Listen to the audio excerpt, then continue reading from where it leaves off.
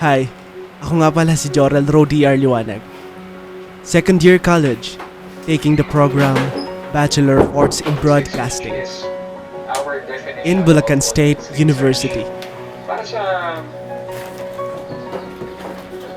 Age of 20 is a young adult, looking for new experience. I am thankful and blessed that I've got the opportunity to study at university. Trying to be independent and stand on my own decision making.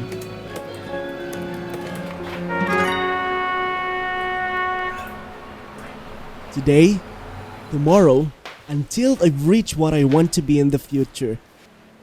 Now is the right time to tell some highlights of my story.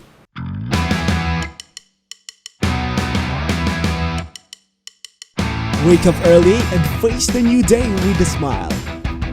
Ready to add more memories, gain new knowledge and experience.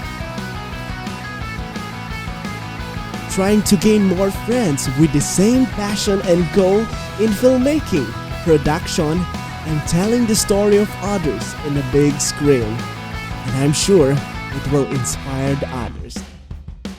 Now, I've been directing one of the major projects in Cal LSE, entitled Broadcast Chikahan Tayo.